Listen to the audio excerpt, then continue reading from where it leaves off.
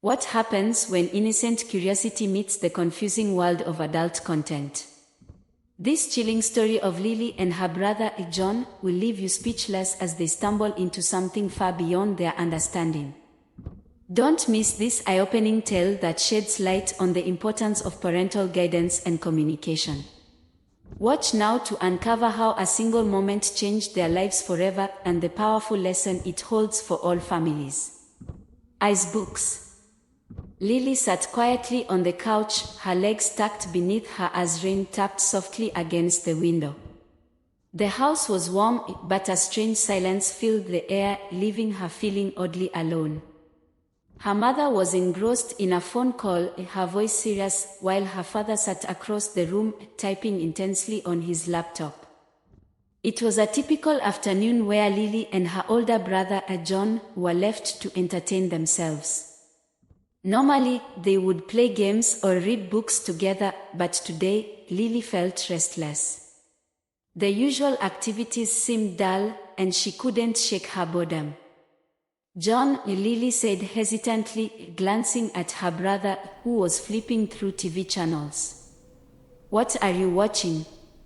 John, always the more adventurous one, perked up with excitement.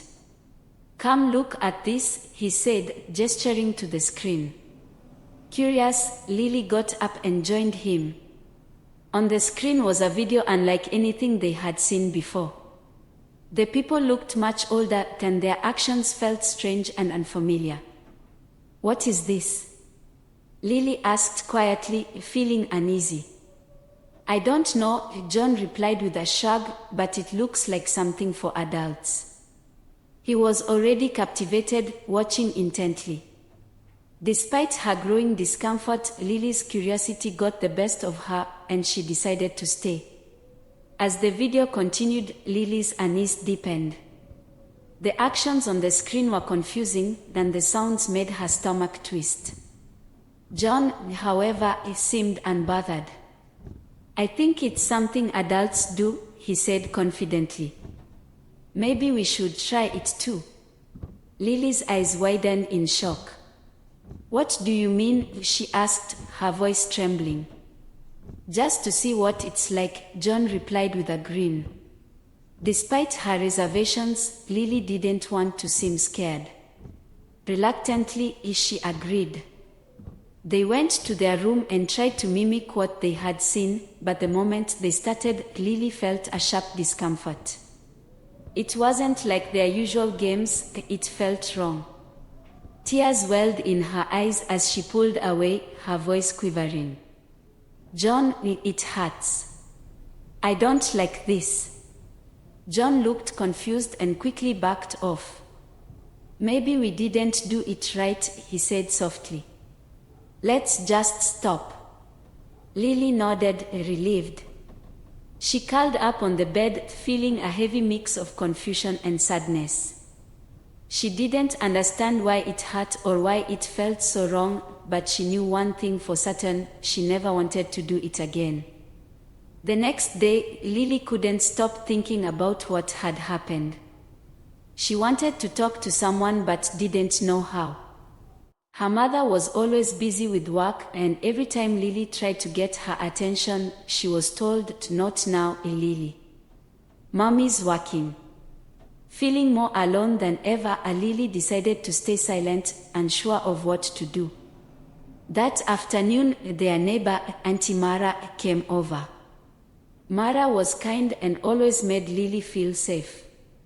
Noticing Lily's quiet demeanor, she sat down beside her. "What's on your mind, sweetheart?" she asked gently.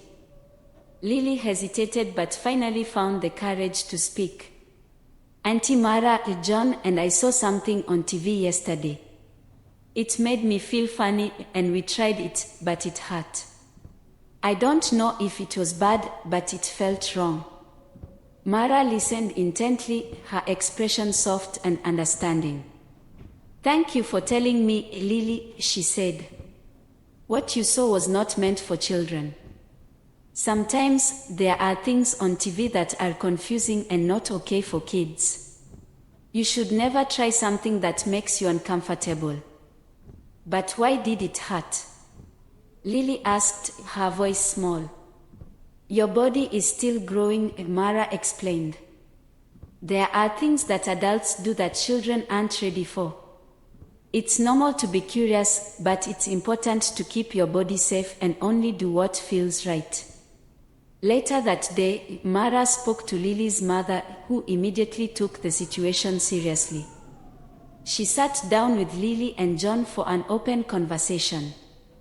I'm so proud of you for speaking up, Lily, she said. What you saw was something meant for adults, and I'm sorry you had to see it. It's important that you always tell me if something confuses or upsets you. Lily nodded, feeling relieved. I didn't like it, Mom. It hurt. Her mother hugged her tightly. I'm sorry, sweetheart. You should never do anything that feels wrong or hurts you. And remember, you can always talk to me about anything. John, who had been quiet, finally spoke up. I'm really sorry, Lily. I didn't think it would hurt. I thought it was just a game. It's okay, John, Lily said softly. I think we both learned something. From that day on, their parents made an effort to spend more time with Lily and John, teaching them about boundaries and the importance of understanding their feelings. It became a lesson in trust and communication, and the family grew closer as a result. Have you ever wondered how a single conversation could change everything?